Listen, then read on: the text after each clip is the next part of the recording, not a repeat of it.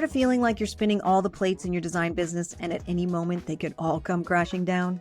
Are you feeling like you're so close to breaking through to the next level, but those consistent projects still aren't flowing your way? Are you ready to finally take your business from a hobby to 100K and beyond?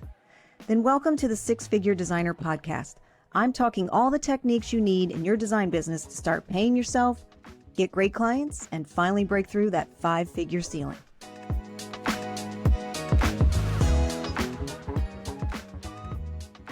So, hey everyone, thanks for joining me today. Today, I'm really excited to have one of my students with me, Lauren Cabral of Lauren Cabral Interiors. And we're going to just be having a conversation today a little bit about where Lauren is in her business and where she's going with things and what's going on. So, welcome. Thanks for being here, Lauren. Thanks for having me, Pam. So, I know everyone always gets nervous when we talk about being interviewed on the podcast, but today we're really just going to have a conversation about, your business and where you're at right now. So why don't you give everyone a little background on where you're currently in your business, maybe where you're located and what kind of projects do you take on or want to be taking on? Sure. So I am located in Walnut Creek, California, and that's in the Bay Area, a little bit east of San Francisco and Oakland. And I focus mainly on residential interior design. I work a lot on kitchen and bathroom remodels.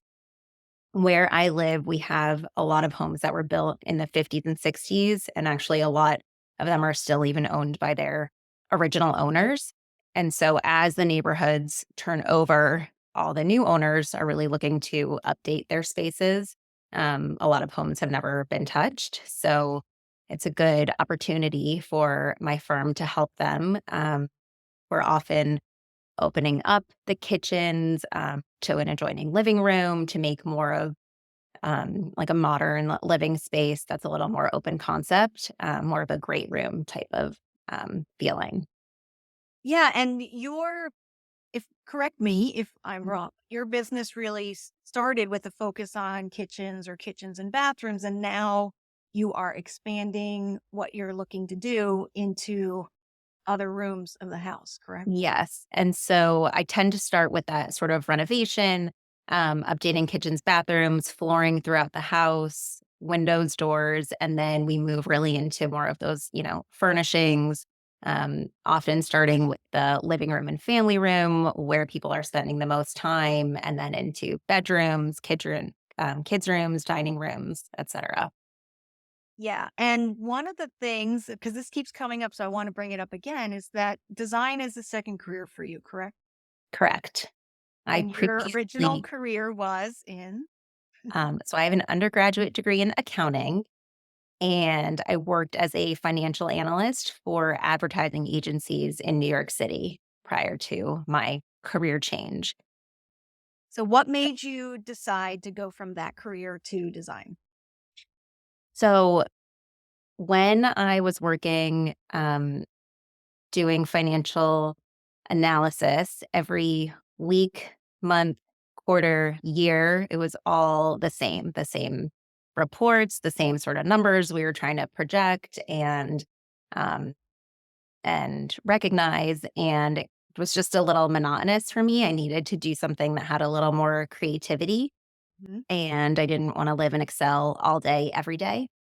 So um, I started going to school at night at Parsons to get my certificate in design, somewhat as a creative outlet. And then once I realized, how much I really enjoyed it, I was thinking maybe one day I'd want to do this as my own business. And I remember growing up, pretty, m- I, to me, it felt like every weekend I was spending at Ethan Allen with my mom in the showroom. I can still envision it. And I just loved the way it felt in there, just being in the showroom and all the different spaces and how they were all, decorated a little bit differently with their different furnishing styles. Um, and so I think creatively, that sort of always resonated with me, just fabrics and different textures and things like that. Yeah, and when we first started working together, you were telling me about your background. And I think I asked you a question, something like, well, how do you think that that background influences the type of work that you do or your approach, I guess your approach to interior design? And you really had a great answer, which we then started crafting into your messaging and how you approach things. But how does your background in the financial services industry, Mhm. how does that sort of affect how you approach design in your interior design business? Sure. So I'm pretty methodical. A lot of accounting is very detailed and, there's a set process to it. You kind of do one thing before you move to the next report, before you move to the next report, and they all kind of inform each other. Yep. And so with design, it's pretty similar in terms of, transferable skills. You need to have a lot of, be able to manage a lot of details and make sure that everything is connected. So, um, and making sure all the numbers kind of tie out together. So whether that's, the fabric that's going on the couch that then needs to be delivered to um, the client, you kind of have to follow that whole process to get it there. But with accounting, it's kind of making sure that number ties out through each report. Yeah. So I think you had said to me, it's sort of like you're cleaning up the details all as you go through the whole Mhm. process so that the process Exactly. is really clean, right? Everything's Yeah. tied up in a nice Yeah. little bow. Exactly. It all needs to match and be exact and all of that. Yeah. It's really So important to me. I thought that that was a great approach to it. And I think that also shows up in your work and the type of clients that you're actually working with. So how do you feel that that background and those details being tied up neat in a bow are related to the type of client that you're attracting or that you want to be attracting, right? Especially in a renovation. Sure. So with a renovation, there's obviously a lot of players. It's not just me, ordering a coffee table and having it delivered. And that's that. With a renovation, you're working with um, tradesmen, you're working with contractors. And then there's, again, a process, right? So we have to start with our drawings and be really detailed in our measurements and making sure that, the wall is 15 feet long, but the measurement from the end of the wall to the door is 3 feet, and then the door is, 32 inches, and then we've got this amount of space on the other side. When you're planning your cabinets, all that's really important, and you need to make sure, you have enough space for everything. So I think, people who want that level of detail and wanna know, just know that they can rely on you Yes. for taking care of all of that stuff. They don't need to Yeah, be in charge of those details because they have an expert like you that's going to exactly. and be methodical about making sure that all those things are Matched. matching up, Yeah, right? Yeah, exactly. so like All those individual measurements can't be longer than that total length of the wall, I guess is my point. And so you want someone who is taking care of all of that. So and you're who not cares about ordering something that's too long or, right. you wanna make sure it's the right scale and all of that. And so you Clients just don't want to be worried about that kind of stuff. They want you to work exactly. for them, right? Yeah. And since you're so conscientious about that, they know that's going to be handled. So one of the things I wanted to ask you is before we met, like what was one of the most frustrating things that was going on in your business or what was kind of keeping you up and stressing you out um, before we started working together? Something that was always like, I need to be better at this or I don't have a handle on that. What are Mhm. those things?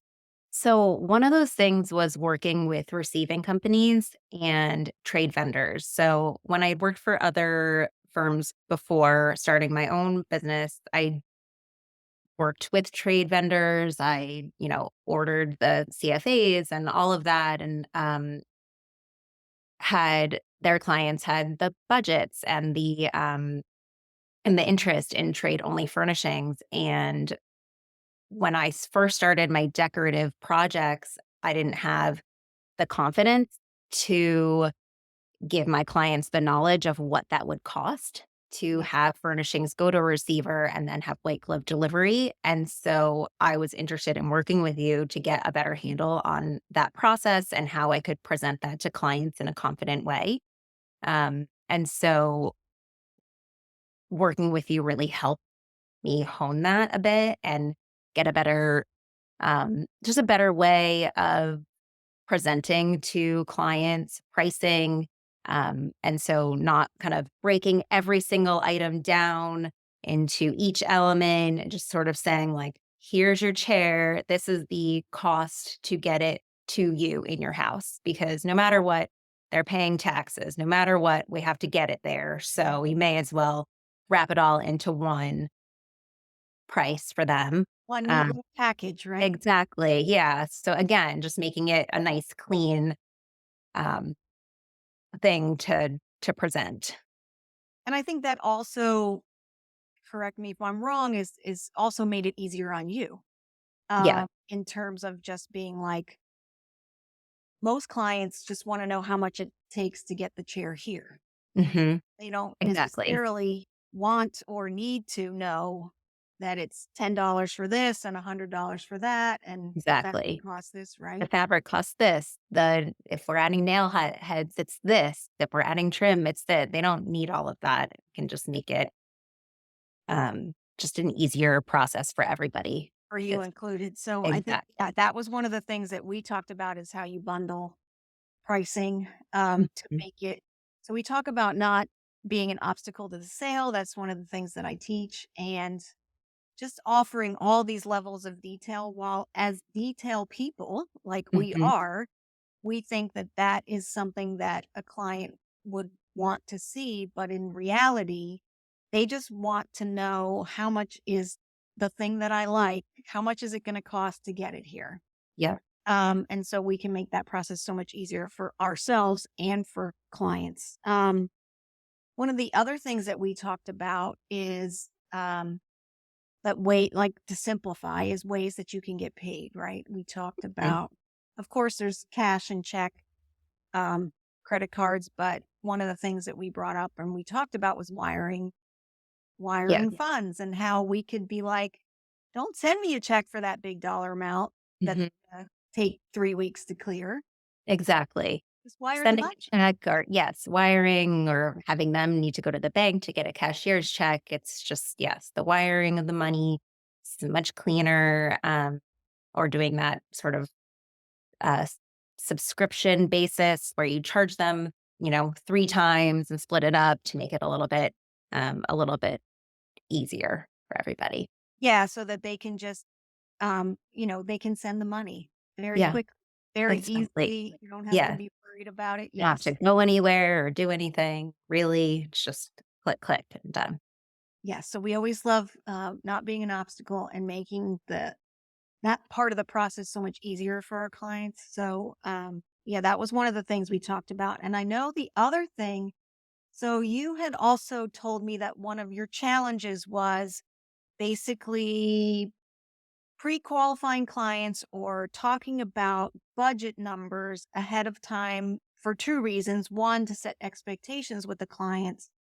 And then secondarily as well, is to see from your end if a client had the budget that you could work with, Mm. to make something a reality. So let's talk through a little bit of that challenge that you had, and then how we work through that.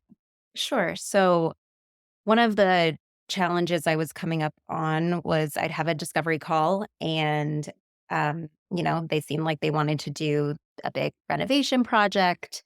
Um, and I'd schedule an initial meeting, which I don't charge for because it's really a prospecting meeting, a scoping meeting. So I can put a proposal together. It's not a consultation necessarily. And so I'd put together a proposal for them. And then by the time I'd send them the proposal, either with a ballpark number, or even if I didn't have a ballpark number, they'd come back and say, well, how much is it going to cost for the contractor? How much is it going to cost in materials? How much, I was really only presenting my fee in the proposal and what I would be giving them for that fee. And so Pam really helped me go back through each of my old projects and see, I have what it right it there. did So charge. you had the But information. I had all the information. I just had to go find it. Yeah. um, go back and look through each project and see, what was the estimate from the contractor? What did the cabinets cost? What did the hardware cost, plumbing fixtures, et cetera? And then I also put in like a square footage element to it because obviously that can have a big impact on um, the quantity of items needed. And so I put together a little pricing document.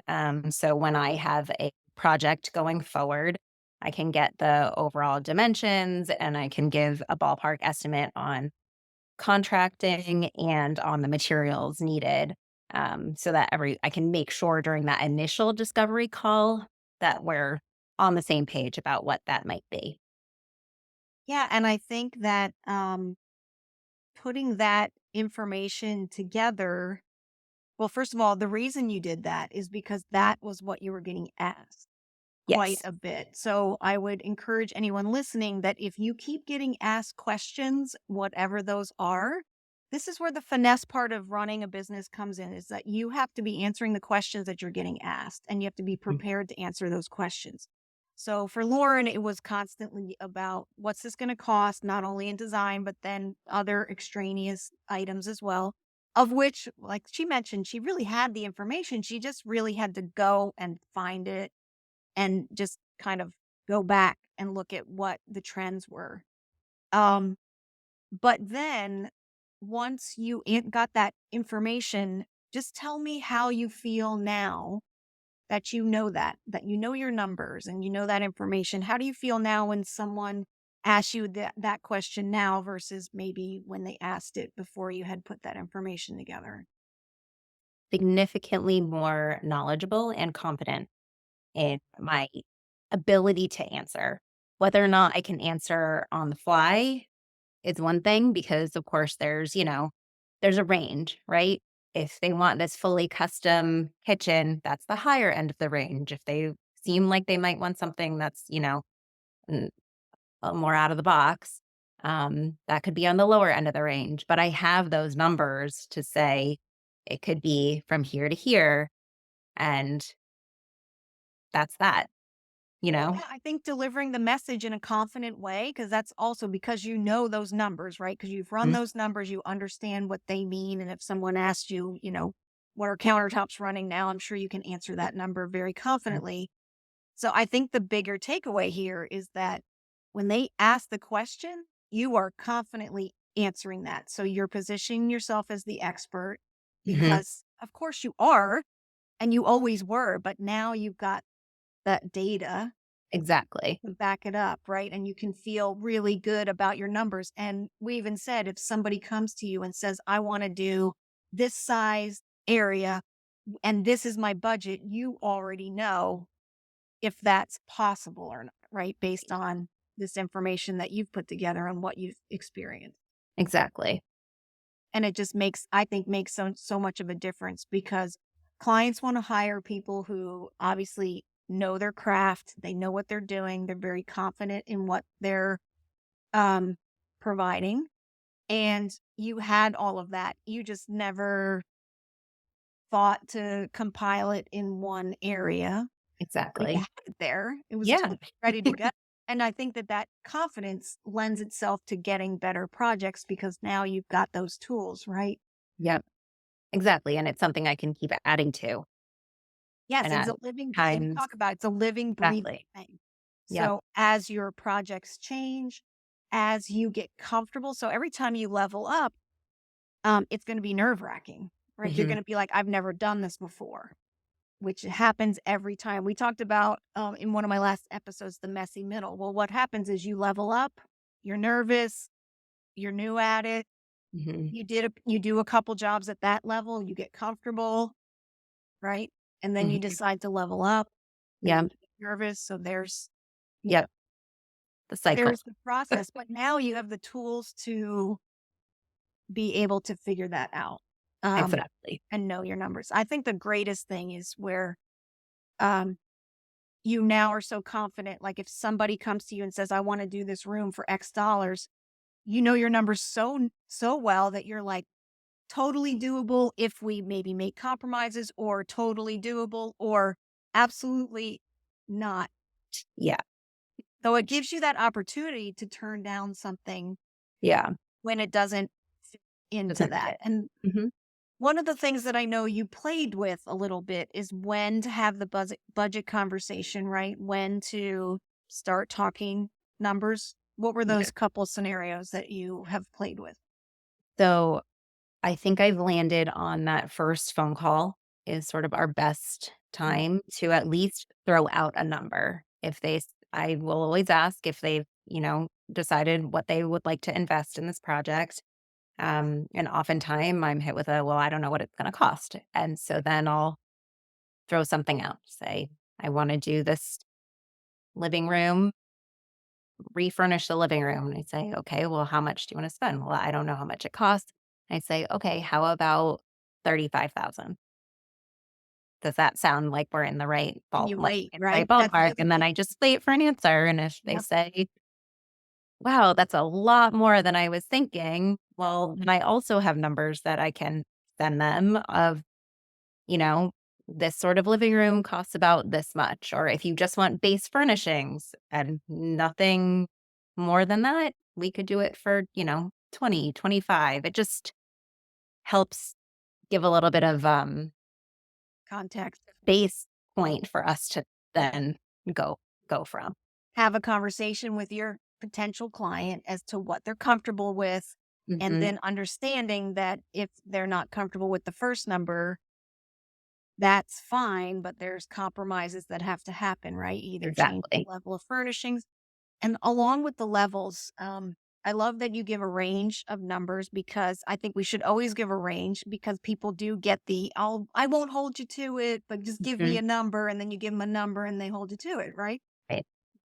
So giving the range is good. And I always liken it, when somebody doesn't quite understand that concept, I always say to them, well, if you tell me you want to buy a car, you could, there's so many levels to vehicles, right? You could Sure. have a Hyundai or you could have a Bentley, like they're both cars. Yeah. It's just, where do we sit in that spectrum? And a lot of times then they go, oh, I get it. Like that Mhm. seems to make a difference in terms of how they figure out what they're doing. Exactly. And then the other thing I wanted to ask you about, because I know you started putting together your own shock and awe box that you're Yes. working on currently. And so one of the things I wanted to bring up, because I think that this was a great conversation that we had, is one of the items that I like you to put in there is like a professional profile. And one other item is something that you have been published in.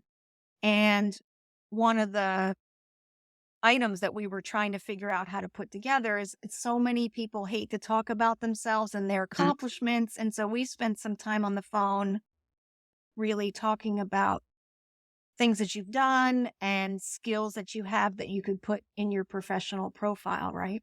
Yes. And so one of my favorite sessions was about the shock and awe box because it was kind of a step in my process that I felt like was missing, but I didn't know what to do with it. And so, um, kind of, it's a thing that you can really wow your potential new clients with, but also show them what it's like to work with you. And so, this podcast aside, I don't usually like to talk about myself. And so um, I had to pull her out to get her on. And so but the shock and awe about that portion of it, it really just provides you with an opportunity for your potential clients to get more information about you, and have them know kind of more about my point of view on design and maybe other things, without me needing to necessarily voice it directly. Yes, sort of Um pontificate in front of them for hours on end, Exactly. one glaze of Yeah. water. Yes, yes. Yeah, and so it just gives kind of the brief overview of who you are and what you're about and what you believe in, and, hopefully that resonates with them, but that's, again, it's not a speech that I need to give at each presentation or at each meeting. It can Right. just be, something that they can kind of read in their downtime. Yeah, it's so great because we all hate to talk about ourselves, but I think that like you mentioned, it gives them an opportunity to look at it at nauseum if they choose, or glance Mhm. over it, right? Yeah. But it also, I think more importantly, we really worked on figuring out, or actually not really figuring out, because you have a lot of great skills, but just writing down the things that you've done that you're like, well, I don't know like what I've done or how I've done it, and Right. kind of pulled it out. But you had so many great qualities and great Right. skills that you just were like, don't want to talk about this. Um, so I think that was really important. And some of these exercises are good for us to do, to just really sit a little bit in all the great things that we're actually doing that Right. we're not paying attention to because we're looking ahead. We're always like, I got to get that job or take on Yeah. that next thing. Right. So I Exactly. hope it And we was just an want to. opportunity for you to be like, okay, I'm doing Yeah. Well, and, you're the one that's experiencing these things and it's what you've always known. And so it doesn't necessarily stand out as being unique or different or special. And so having the opportunity to talk through all of that with someone with the goal of, um, you know, putting that piece of the shock and awe box together was just really helpful in just, reminding myself that it is Yeah. Look at unique all or those special great or all things of that those you're things. doing and all those cool Yeah. skills that you have. Yeah, I think you're right. I always say, you have that thing in your house that you walk by every day and you don't notice anymore. I always tell clients this because when I walk into a house for the first time, I'll be like, what's up with that? And they're like, I didn't even, like, I forgot that was there. And it's just Yeah. because you see it every day. You're so used to it. Your talents are innate to you. Mhm.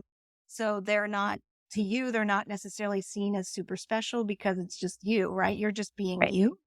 Yeah. Whereas from somebody who doesn't have those skills and is looking to hire those skills, it's an incredible, creative, amazing skill set that they wish they had. So I encourage everybody to be thinking a little bit that way, going, wow, from the outside, somebody doesn't have the skills that I have, find it fascinating. Just like when you meet somebody that has Mhm. skills that you wish you had or you'd like to have, you're just like, wow, Mhm. that's incredible. So I think just putting that part together for you was a bit eye That was opening. big. Yes. That was really big for me. Yeah, that was awesome. So I was really happy that you were like, oh, yeah. I think that also I just can do that. I can, I can do this. Yes. Like a big confidence boost because again, like all of that makes you better at what you do because you're confidently answering questions, confidently talking about your skill sets, understanding what you bring to the table, because Mhm. that's part of the proposition, right? Yep. Yeah. So I thought that that was an awesome part. And then one last thing I wanted to bring up was, so I always like you to put in, something that you've been published in an article that's been written about you. And our goal is, of course, to get you published because that is something that I know is at the top of your list. But in the meantime, um, if you don't have anything published, like Lauren doesn't really wants to make that part of the package, I would just have you write an article on Mhm. something that's really important to you about design and about your design philosophy.